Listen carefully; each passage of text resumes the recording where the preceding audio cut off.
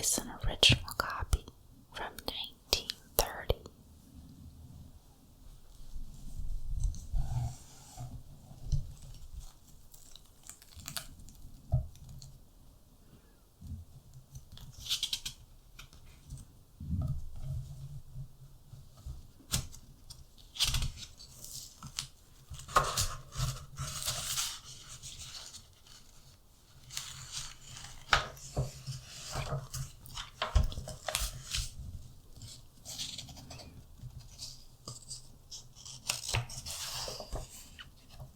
Today we'll start off by reading a very classic story,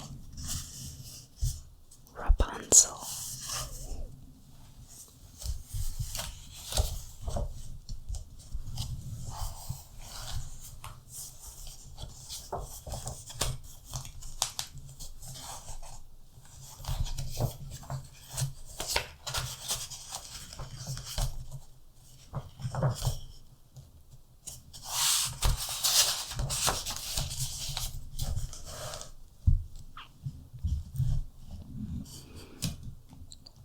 Once upon a time, there lived a man and his wife who were very unhappy because they had no children.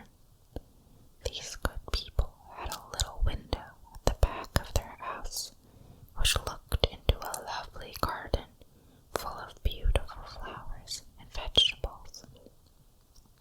The garden was surrounded by a high wall, and no one dared to enter it, for it belonged to a witch of great power who was feared by the whole world.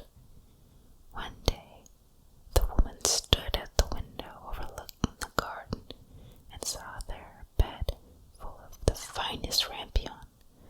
The leaves looked so fresh and green that she longed to eat them. The desire grew, and just because she knew she couldn't get any, she pined away and became quite pale and wretched. Her husband grew alarmed and said, "What ails you, dear wife?" "Oh," she answered, "if I don't get some rampion to eat out of the garden behind the house, I know I shall die." The man who loved her dearly thought to himself, "Come, rather than let your wife die, you shall fetch her some rampion, no matter what the cost." At dusk, he climbed over the wall into the witch's garden, and hastily gathering a handful of rampion leaves, he returned with them to his wife. She made them into a salad, which tasted so good that her longing for the forbidden food was greater than ever. Her husband must climb over the garden wall again and bring her some more. So at dusk, over he got, but when he reached the other side, he drew back in terror, for there, standing before him, was the old witch. "How dare you," she said, with a wrathful glance, "climb into my garden and steal my rampion like a common thief? You shall suffer for your foolhardiness." "Oh," he implored, "pardon my boldness. Necessity alone drove me to the deed. My wife saw your rampion from her window, and felt such a desire for it that she would have died if her wish had not been gratified." The witch's anger was a little appeased, and she said, "You may take as much rampion away with you as you like, but on one condition only, that you give me the child your wife will shortly bring into the world.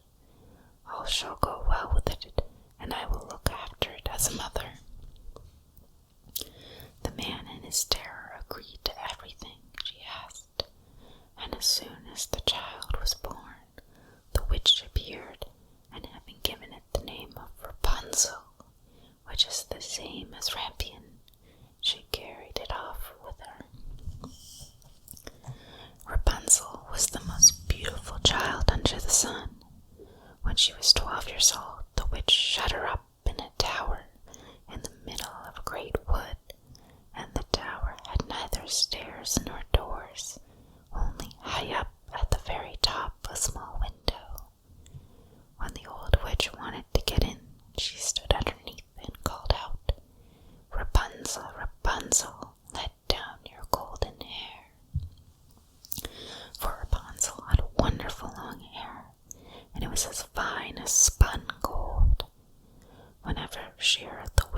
voice, she unloosed her plaits and let her hair fall down out of the window about 20 yards below, and the old witch climbed up.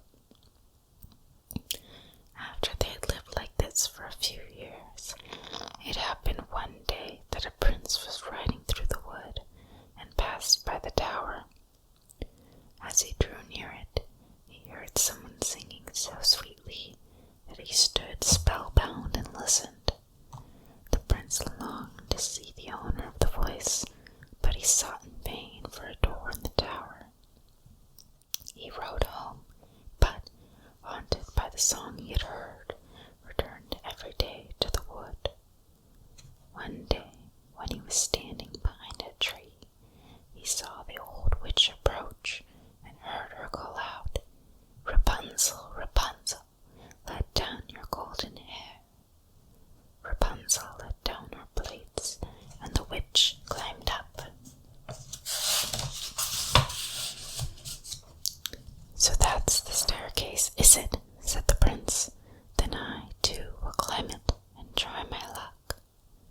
On the following day at dusk, he went to the foot of the tower and cried, "Rapunzel, Rapunzel, let down your golden hair." And as soon as she let it down, the prince climbed up. At first, Rapunzel was terribly frightened when a man came in, for she had never seen one before. But the prince spoke to her so kindly that she forgot her fear, and when he asked her to marry him, she consented at once, for, she thought, "He's young and handsome, and I'll certainly be happier with him than with the old witch." So she put her hand in his and said, "Yes, I will gladly go with you, only how am I to get down out of the tower? Every time you come to see me, you must bring a skein of silk with you, and I will make a ladder of them, and when it's finished, I will climb down by it, and you will take me away on your horse." They arranged that the ladder was ready. He was to come to her every evening, because the old woman was with her during the day. The old witch, of course, knew nothing of what was going on, till one day Rapunzel, not thinking of what she was about, turned to the witch and said, "How is it, good mother, that you are so much harder to pull up than the young prince?" "Oh, you wicked child," cried the witch, "what is this I hear? I thought I'd hidden you safely from the whole world, and in spite of it you have managed to deceive me." In her wrath she seized Rapunzel's beautiful hair, and grasping a pair of scissors cut it off. And worse than this, she took Rapunzel to a lonely desert place, and there left her to live in loneliness and misery. Upon the evening of the day in which she had driven poor Rapunzel away, the witch fastened the plates onto a hook in the window, and when the prince came and called, "Rapunzel, Rapunzel, let down your golden hair," she let them down, and the prince climbed up as usual. Instead of his beloved Rapunzel, he found the old witch, who fixed her glittering eyes on him and cried mockingly, "Ah, ah, you thought to find your lady love, but the pretty bird has flown. Rapunzel is lost to you forever. You will never see her more." The prince was beside himself with grief, and in his despair he jumped right down from the tower, and the thorns among which he fell pierced his eyes out. Then he wandered, blind and miserable, through the wood, eating nothing but roots and berries, and lamenting the loss of his lovely bride. So he wandered about, until at last he came to the desert place where Rapunzel was. Of a sudden he heard a voice which seemed strangely familiar to him. He walked eagerly in the direction of the sound,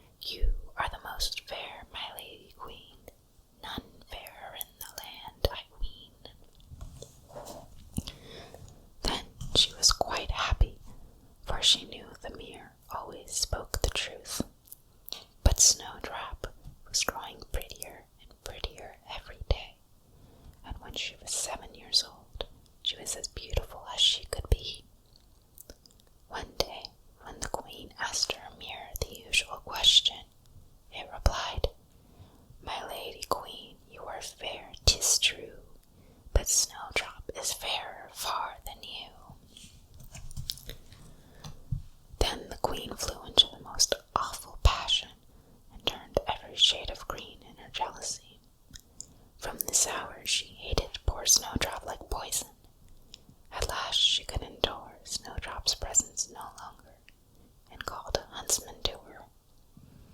She said, "Take the child out into the wood, and never let me see her face again. You must kill her, and bring me back her lungs and liver, that I may know she is dead." The huntsman did as he was told, and led Snowdrop out into the wood. But as he was in the act of drawing out his knife to slay her, she began to cry and said, "Oh, dear huntsman, spare my life, and I will promise to fly forth into the wide wood, and never to return home again." And because she was so young and pretty, the huntsman had pity on her and said, "Oh, run along, poor child," for he thought to himself, "The wild beasts will soon eat her up."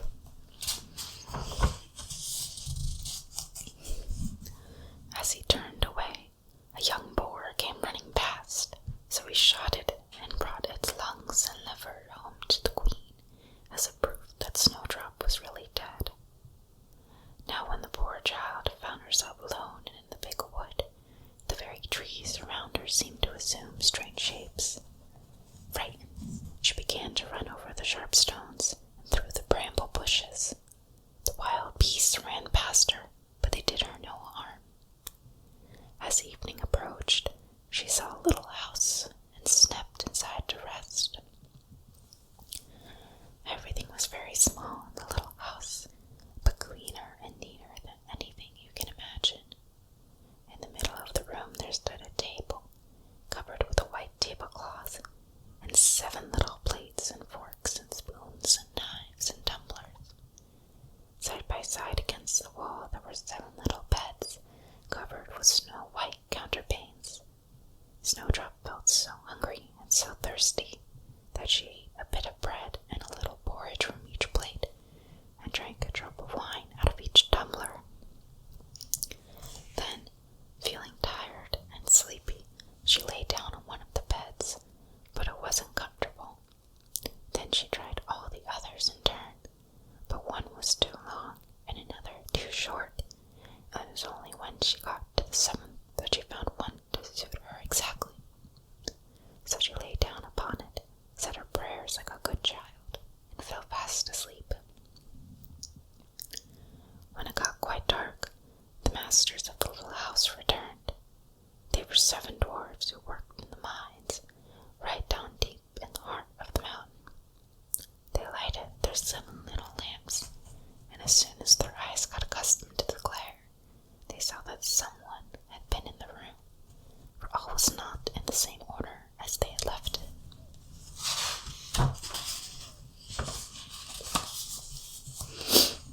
The first said, "Who's been sitting on my little chair?" The second said, "Who's been eating my little loaf?" The third said, "Who's been tasting my porridge?" The fourth said, "Who's been eating out of my little plate?" The fifth said, "Who's been using my little fork?" The sixth said, "Who's been cutting with my little knife?" The seventh said, "Who's been drinking out of my little tumbler?" Then the first dwarf looked round and saw a little hollow in his bed, and he asked again, "Who's been lying on my bed?" The others came running around and cried when they saw their beds, "Somebody has lain on ours too." But when the 7th came to his bed, he stared back in amazement, for there he beheld Snowdrop fast asleep. He called the others, and when they saw Snowdrop lying there, they nearly fell down with surprise. "Goodness," they cried, "what a beautiful child!" And they were so enchanted by her beauty that they did not wake her, but let her sleep on in the little bed.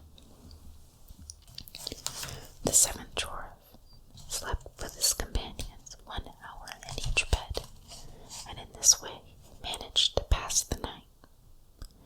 In the morning Snowdrop awoke, but when she saw the 7 little dwarfs, she felt very frightened. But they were so friendly and asked her what her name was in such a kind way that she replied, "I am Snowdrop." "Why did you come to our house?" continued the dwarfs.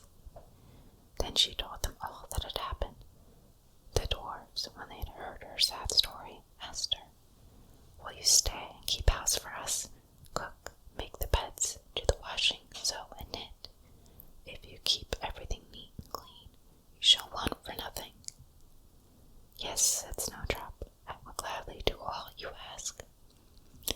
and so she took up her abode with them.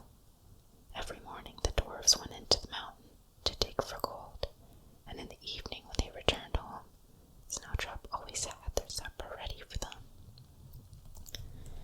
But during the day, the girl was left quite alone, so the good dwarfs warned her, saying, "Beware of your stepmother. She will soon find out that you are here, so don't let anyone into the house." Now the queen never dreamed, but that she was once more the most beautiful woman in the world. So stepping before her mirror one day, she said, "Mirror, mirror, hanging there, who in all the land's most fair?" And the mirror replied, "My lady queen, you are fair, 'tis true, but Snowdrop is fairer far than you. Snowdrop, who dwells with the 7 little men, is as fair as you, as fair again." When the queen heard these words, she was nearly struck dumb with horror, for the mirror always spoke the truth, and she knew now that the huntsman must have deceived her, and that Snowdrop was still alive. She pondered day and night how she might destroy her, for as long as she felt she had a rival in the land, her jealous heart left her no rest. At last she hit upon a plan. She stained her face and dressed up as an old peddler wife. In this guise she went over the 7 hills till she came to the house of the 7 dwarfs. Then she knocked at the door, calling out, "Fine wares to sell, fine wares to sell." Snowdrop peeped out of the window and called out, "Good day, mother, what have you to sell?" "Good wares, fine wares," she answered, "laces of every kind," and she held up one made of gay-colored silk. "Surely I can let the honest woman in," thought Snowdrop. So she unbarred the door and bought the pretty lace.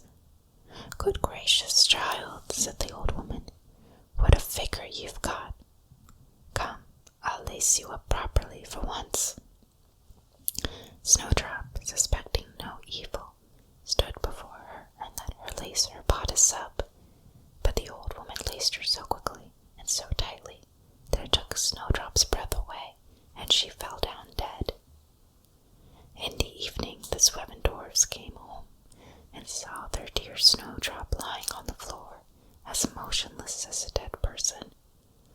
They lifted her up tenderly, and when they saw how tightly laced she was, they cut the lace in 2, and she began to breathe a little and gradually came back to life. When the dwarfs heard what had happened, they said, "Depend upon it, the old peddler wife was none other than the queen. In future you must be sure to let no one in." As soon as the wicked queen got home, she went straight to her mirror and said, "Mirror, mirror, hanging there, who in all the land's most fair?" And the mirror answered as before, "My lady queen, you are fair, 'tis true, but Snowdrop is fairer far than you. Snowdrop, who dwells with the 7 little men, is as fair as you, as fair again." When she heard this, she became as pale as death, because she saw at once that Snowdrop must be alive again. This time she said to herself, "I will think of something that will make an end of her once and for all." By witchcraft she made a poisonous comb. Then she dressed herself up as another old woman. She went over the 7 hills till she reached the house of the 7 dwarfs, and knocking at the door, she called out, "Fine wares for sale." Snowdrop looked out of the window and said, "You must go away, for I may not let anyone in." "But surely you are not forbidden to look out," said the old woman, and she held up the poisonous comb. It pleased the girl so much that she opened the door. When they had settled their bargain, the old woman said, "Now I'll comb your hair properly for you for once." Hardly had the comb touched her hair than the poison worked, and she fell down unconscious. Fortunately, it was now near evening, and the 7 dwarfs returned home. When they saw Snowdrop lying dead on the ground, they knew that her wicked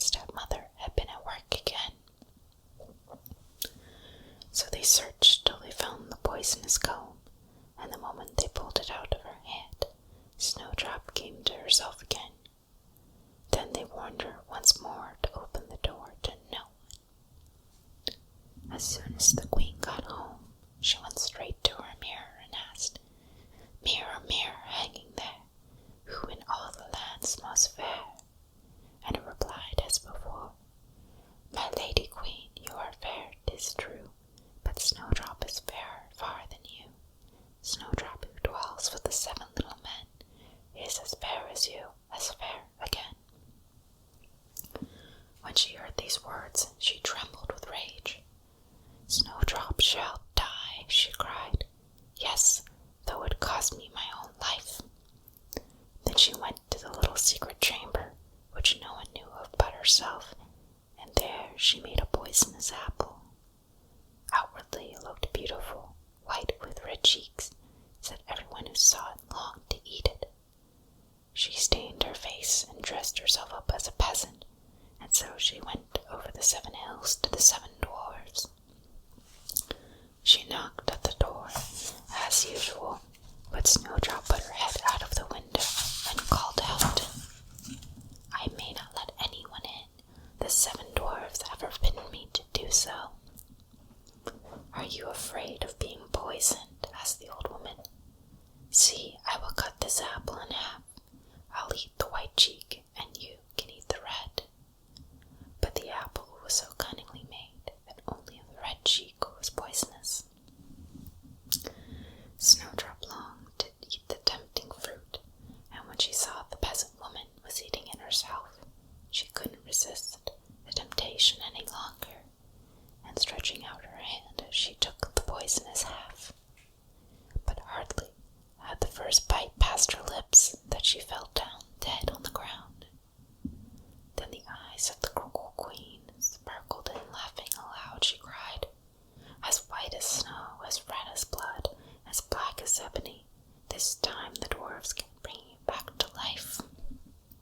When she got home, she asked the mirror, "Mirror, mirror, hanging there, who in all the land's most fair?" And this time it replied, "You are most fair, my lady queen, none fairer in the land, I ween." Then her jealous heart was at rest, at least as much at rest as a jealous heart can ever be. When the little dwarfs came home in the evening, they found little Snowdrop lying on the ground, and she neither breathed nor stirred. They lifted her up and looked around everywhere to see if they could find anything poisonous about. They unlaced her bodice, combed her hair, washed her with water and wine, but all in vain. The child was dead and remained dead. Then they placed her on a bier, and all the 7 dwarfs sat round it, weeping and sobbing for 3 whole days. At last they made up their minds to bury her, but she looked as blooming as a living being, and her cheeks were still such a lovely color that they said, "We can't hide her away in the black ground." They had a coffin made of transparent glass, and they laid her in it, and wrote on the lid in golden letters that she was a royal princess. Then they put the coffin on the top of the mountain, and one of the dwarfs always remained beside it and kept watch over it. And the very birds of the air came and bewailed Snowdrop's death, first an owl, and then a raven, and last of all a little dove. Snowdrop lay a long time in the coffin, and she always looked the same, just as if she were fast asleep, and she remained as white as snow, as red as blood, and her hair as black as ebony. Now it happened one day that a prince passed by the dwarf's house. He saw the coffin on the hill, with the beautiful Snowdrop inside it, and when he had read what was written on it in golden letters, he said to the dwarf, "Give me the coffin, I'll give you whatever you like." But the dwarf said, "No, we wouldn't part with it for all the gold in the world." "Well then," he replied, "give it to me, because I can't live without Snowdrop. I will cherish and love it as my dearest possession." He spoke so sadly that the good dwarfs had pity on him. They gave him the coffin of the lovely Snowdrop,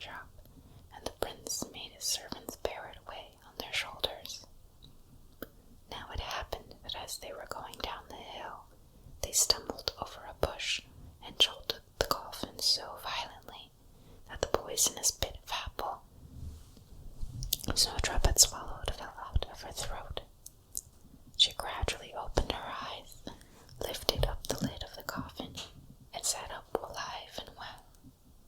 "Oh, dear me, where am I?" she cried. The prince answered joyfully, "You are with me," and he told her all that had happened, adding, "I love you better than anyone in the whole wide world. Will you come with me to my father's palace and be my wife?" Snowdrop consented and went with him, and the marriage was celebrated with great pomp and splendor, and the 7 dwarfs were the most honored guests. Now, Snowdrop's wicked stepmother was one of the guests invited to attend the wedding feast. When she had dressed herself very gorgeously for the occasion, she went to the mirror and said, "Mirror, mirror, hanging there, who in all the land's most fair?" And the mirror answered, "My lady queen, you are fair, 'tis true, but Snowdrop is fairer far than you." When the wicked woman heard these words, she was so overcome with rage and mortification that she fell down dead before the mirror. So Snowdrop,